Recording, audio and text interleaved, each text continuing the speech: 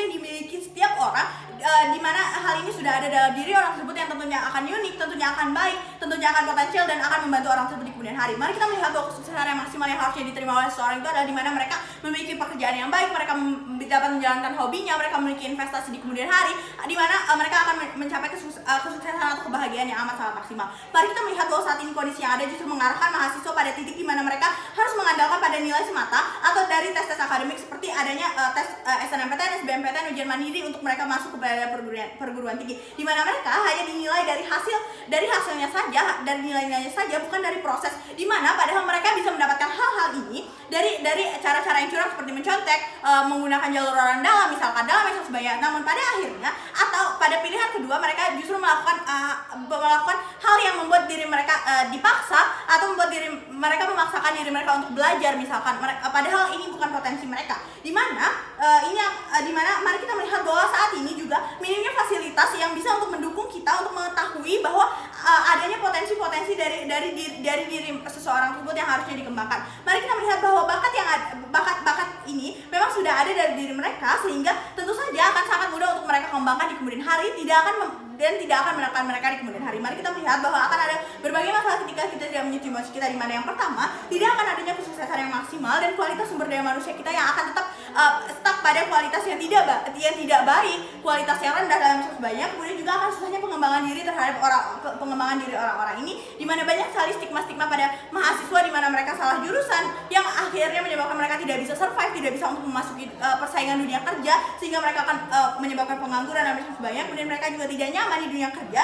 Kemudian mereka banyaknya anak-anak yang akan terus-menerus dipaksa oleh orang tuanya untuk masuk kepada jurusan-jurusan ternama seperti kedokteran dan sebagainya tanpa mempertimbangkan potensi si anak itu sendiri. Mari kita melihat pada poin mekanisme solusi. Kami datang dengan menggunakan tes talenta ini, di mana tes talenta ini bisa dari tes psikologi misalkan, di mana tes psikologi ini bersifat valid karena akan dinilai langsung oleh orang-orang yang amat sangat potensial atau orang-orang yang sudah memiliki kapasitas dari hal tersebut, seperti misalkan adanya psikolog, psikiater yang sebelumnya sudah menempuh pendidikan untuk bisa melihat hal tersebut, sehingga ini akan amat sangat valid. Dan juga yang kedua, tes ini akan tidak hanya akan dilakukan sekali tapi bisa 3-4 kali. Kenapa? Karena pada akhirnya kita akan membentuk sebuah konsistensi.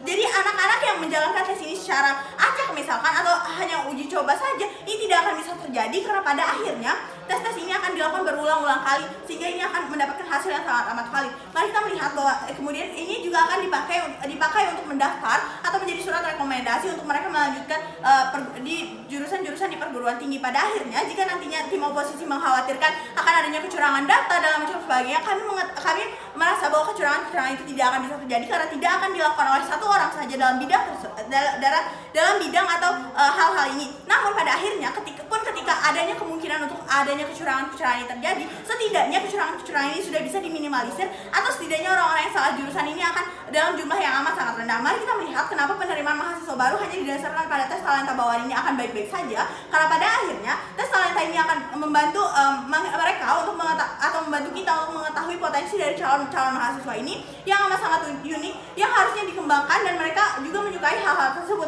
sehingga mereka akan menikmati proses pengembangan diri mereka ke depannya. Dan sesuatu yang dinikmati itu tentu saja hasilnya akan mudah untuk didapatkan, hasil baik atau hasil potensial dari orang tersebut akan sangat mudah untuk kita dapatkan. Dan juga di sini adanya fasilitas-fasilitas yang akan membuat mereka untuk berani untuk speak up, untuk berani untuk terbuka, dan berani untuk bicara,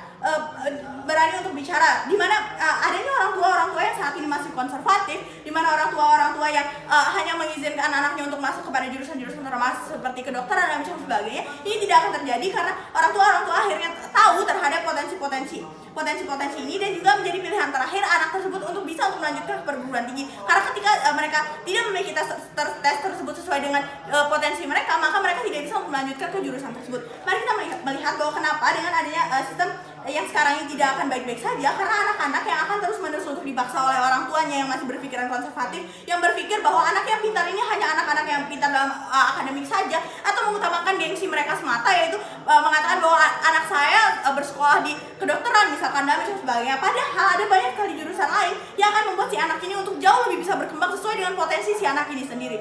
Pada akhirnya kami percaya bahwa kenapa tes ini harus dilakukan pada penerimaan mahasiswa baru, karena yang pertama adalah mahasiswa baru ini kebanyakan belum mengetahui potensinya, mereka belum mengetahui apa yang harusnya mereka lakukan di kemudian hari, apa yang harusnya mereka kembangkan dalam sebagainya, karena mereka biasanya untuk mengikuti teman-temannya atau dipaksa untuk mengikuti pembelajaran di sekolah dengan hanya melihat, berusaha belajar yang keras dalam sebagainya tanpa mempertimbangkan potensi mereka. Kemudian di sini juga mahasiswa baru yang baru lulus sekolah ini, mereka memiliki karakteristik yang masih amat sangat labil dan masih mengikuti teman-temannya saja, sehingga harus ada fasilitas yang membuat mereka yakin bahwa inilah potensi mereka dan inilah yang akan bisa untuk mereka kembangkan di kemudian hari. Kami percaya bahwa mahasiswa kedepannya akan tentu saja turun ke masyarakat dan nantinya akan masuk pada dunia kerja, yang nantinya mereka harus segera untuk mengetahui potensi mereka sehingga mereka mampu untuk bersaing setelah potensi mereka ini mampu untuk mereka kembangkan. Jika tidak, nantinya mereka akan susah untuk di dunia kerja, mereka akan kalah saing dalam sebagainya,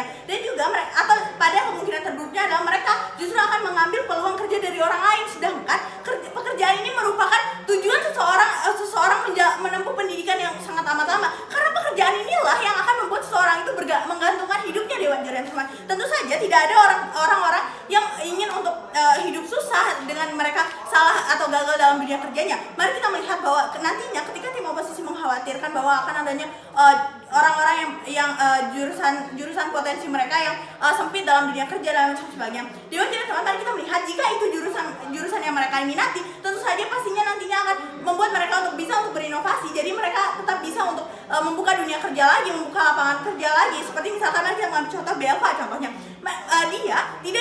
Dia ahli dalam bidang pendidikan misalkan, dia tidak harus untuk menjadi guru formal, namun dari segi inovasinya, karena dia meminati hal tersebut, akhirnya dia mampu untuk membuka bimbel online yang saat ini amat sangat terkenal di Indonesia contohnya, sehingga hal ini membuktikan bahwa inovasi tersebut tidak harus ada dari sekolah-sekolah formal yang macam sebagainya, dan mereka bisa berinovasi ketika mereka meminati hal tersebut. Dan juga ini akan mematahkan stigma di masyarakat bahwa siswa yang harus setelah lulus harus menjadi PNS atau harus menempuh pendidikan di jurusan-jurusan ternama, sehingga kami rasa akan sangat baik ketika kita menyetujui mosi kita. Terima kasih.